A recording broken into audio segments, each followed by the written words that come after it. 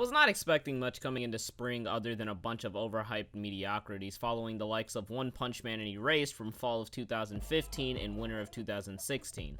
And that's basically what we've gotten. However, I believe it'd be more accurate to compare this spring season to summer of 2015, as there is quite a bit of potential, 1 or 2 super lit sequels, a show that'll get jerked off by Western audiences, a couple of overhyped train wrecks, something terrible that's watched for, shits and giggles, and shows that I just for the life of me can't understand why people like or recognize as being good. That being said, we'll only talk about the shows that I believe are somewhat decent in these overviews. Mediocrities will receive maybe one separate video explaining my thoughts on the show, and shows in which the critical reception needs to be checked will receive separate videos to the likes of One Punch Man.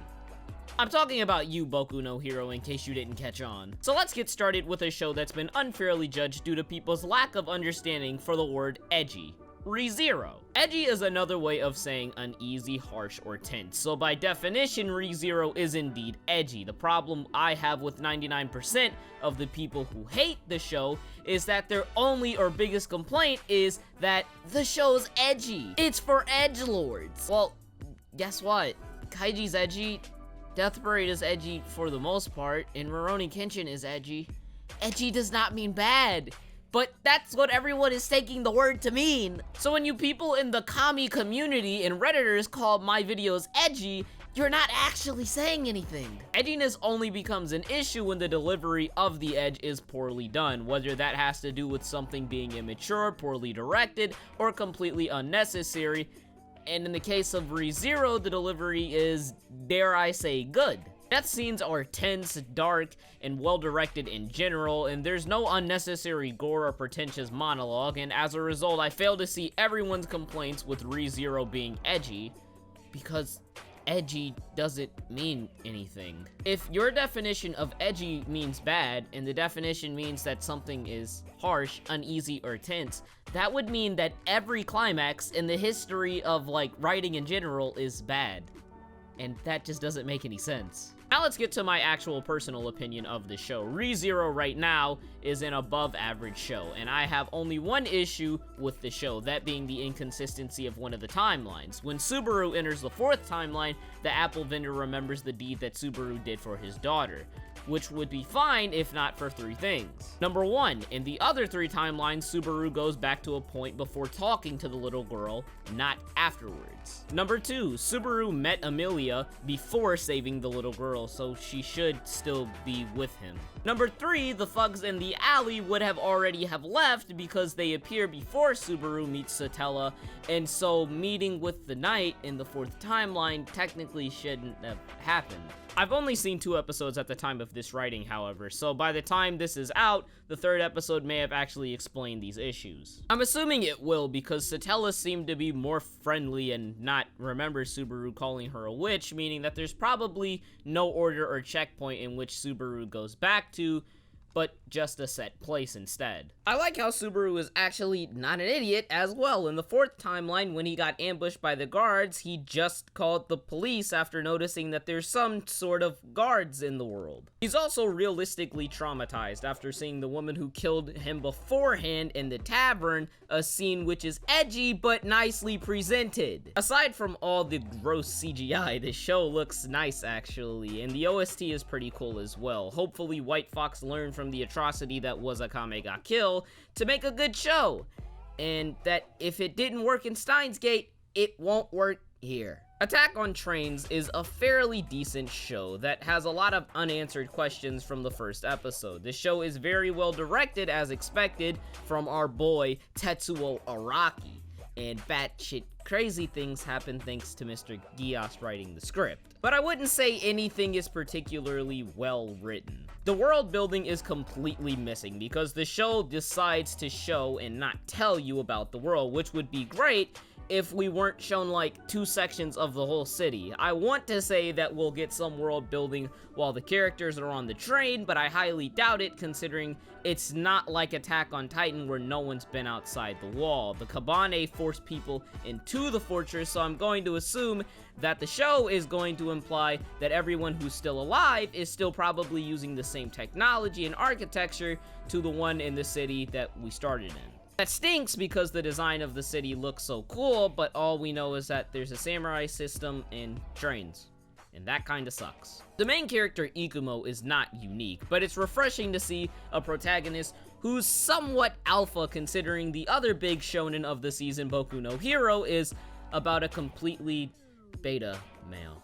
He's sort of in the same vein as Eren Yeager, but his personality is a lot more mundane than someone like Eren who sees a Titan and just starts screaming like he's an autist. He kills a Kabane and gets happy, his research was correct and he's ecstatic. He's a fairly decent main character. The problem is that everyone around him isn't. Aside from the MC and Mume, characters in the show seem to have absolutely no depth or mystery to them. The guy in the blue coat is an asshole. The princess is weak and helpless on her own. The engineer is stoic, etc. Some of the questions I have with the series though really need to be explained. Number 1, why do the Kabane keep going after the people on the train when they're attracted to blood? Shouldn't they be heading towards the city and ignoring the train? If that's the case, since countless people have been murdered and that's where all the blood actually is. Number 2, and if they're counting blood as people in general, why did the Kabane come after Ikumo in episode 1 when there are tons of people heading towards the trains and the exit of the city? Wouldn't they have a much more potent stench? And number 3, why were people not inspected before getting on the train going into the city?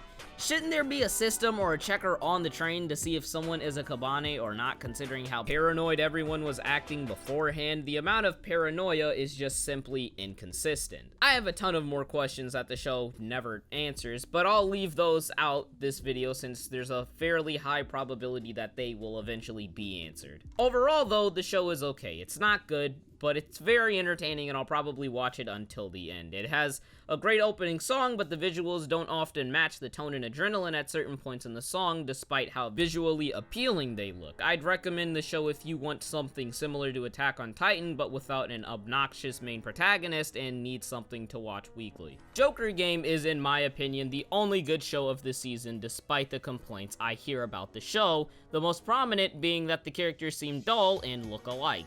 There's not much I need to say about this that the show didn't clearly explain. These people are spies who are going to be shipped out to random places in the world and are expected to fit in with the rest of society. You can't tell them apart in a group?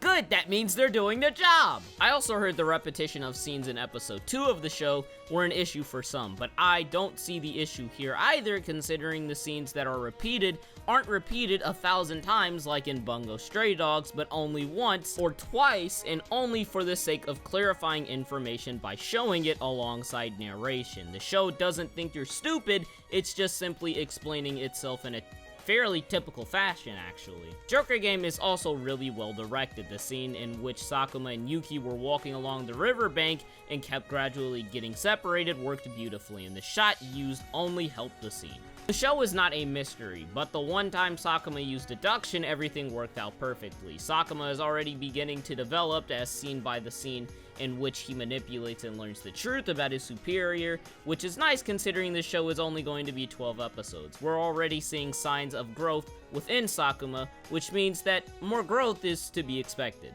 Overall, Joker Game just does everything right and nothing particularly wrong. Characters are left purposefully dull, with the exception of Yuki, Sakuma, Miyoshi, and the other superior, but for good reason. The directing is solid, the show looks nice, and the questions that the series brings up are answered quickly. This show is going to be the best of the season, no doubt, and no, I'm not caught up to JoJo, so shut up. That's all I have for this week. This video may end up being a little longer than usual, but I'm fairly positive that you'll all be able to understand my thoughts on these shows. Like I said before, I'm only doing the overviews for the shows that I think are worth talking about. All other shows that I make videos on will not be positive reviews, so if you're expecting me to be chibi, go watch Chibi. Well, I'm done here. Enjoy the rest of your day, and remember, Calling something edgy is not the same as calling something bad. Josh Tittle. Deuces.